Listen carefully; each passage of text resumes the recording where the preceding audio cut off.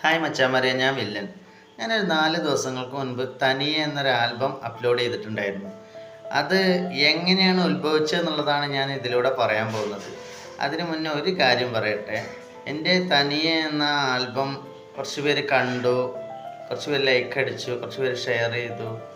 അത് ഒരു ചെറിയ തോതിലെങ്കിലും അതൊന്ന് നമുക്ക് മനസ്സിന് സന്തോഷം ഉണ്ടാക്കി. കാരണം എല്ലാവർക്കും അത് ഇഷ്ടപ്പെട്ടു എന്നുള്ളതിന് എനിക്ക് അത്രയും സന്തോഷമായി. കാരണം നമ്മുടെ വീഡിയോ കുറച്ച് പേരെങ്കിലും കണ്ടല്ലോ. അപ്പോൾ ഇനി അതൊക്കെ നിങ്ങളുടെ കയ്യിലാണ്. നിങ്ങൾക്ക് ഇഷ്ടമുണ്ടെങ്കിൽ കാണുക, കണ്ടിട്ട് നിങ്ങൾ സപ്പോർട്ട് ചെയ്യുക.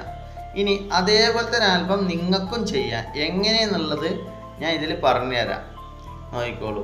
മച്ചമര ചങ്കത്തികളെ 13 കൊല്ലം മുമ്പത്തെ ഒരു ആഗ്രഹമായിരുന്നു. നമ്മൾ പണ്ടേ ഇതിലെ ഡയറക്റ്റ് ഒന്ന് പരിശോധിച്ചപ്പോൾ നമ്മളൊരു കവിത കിട്ടി. കവിത ഗൂഗിൾ ലെൻസ് ഉപയോഗിച്ച് നമ്മൾ നേരെ ഇത് കോപ്പി ചെയ്തു. പിന്നെ ഗൂഗിൾ ക്രോമിൽ സുനോ.ai എന്നൊരു ടൂൾ ഉപയോഗിച്ച് അതിൽ നേരെ ക്രിയേറ്റ് ബട്ടൺ ക്ലിക്ക് ചെയ്തപ്പോൾ എങ്ങനെ ഇൻ്റർഫേസ് വന്നു. അതിൽ നേരെ ക്ലിക്ക് ചെയ്തപ്പോൾ അവിടെ കോപ്പി ചെയ്തത് പേസ്റ്റ് ചെയ്ത് ക്രിയേറ്റ് ചെയ്ത് Malayalam slow romantic melody in female version. നമ്മൾ തന്നെ ചെയ്ത പാട്ട് കേൾക്കുമ്പോൾ കിട്ടുന്ന ഒരു വൈബില്ല. ഒന്ന് കേട്ടോക്കെ മക്കളെ. ഈ ആൽബത്തിൻ്റെ പേരാണ് തനിയെ ബൈ ഹിംസെൽഫ്.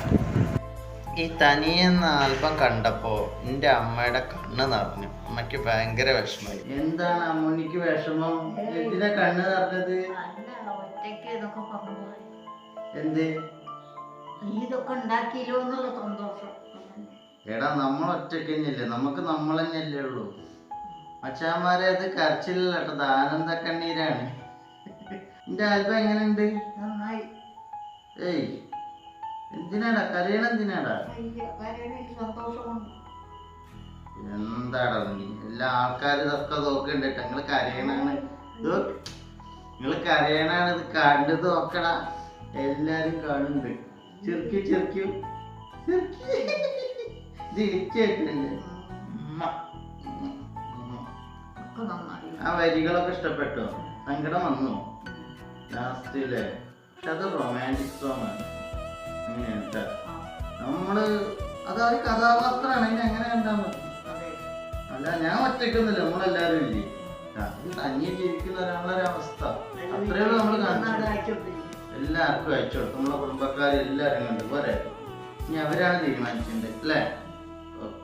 നിങ്ങൾ ഒരു കവിതയോ പാട്ടോ എന്തെങ്കിലും കൊണ്ട് എഴുതി വെച്ചിട്ടുണ്ടെങ്കിൽ അത് നിങ്ങൾക്കും ഇതേപോലെ ഒരു ആൽബമായിട്ട് ഇറക്കാം. നമ്മൾ ചെയ്ത് വെച്ചത് കമ്പോസ് ചെയ്തൊരു ആൽബമായിട്ട് ഇറക്കുമ്പോൾ, ഒരു പാട്ടായിട്ട് ഇറക്കുമ്പോൾ കിട്ടുന്നൊരു വൈബ് ഉണ്ടല്ലോ കേൾക്കുമ്പോൾ. ഇത് വേറെ ലെവലല്ലേ. ഒന്ന് ശ്രമിച്ചു നോക്ക്. എന്തായാലും സംഗതി ചതറട്ടെ. ഓക്കെ, എന്തായാലും സപ്പോർട്ട് ചെയ്യാം.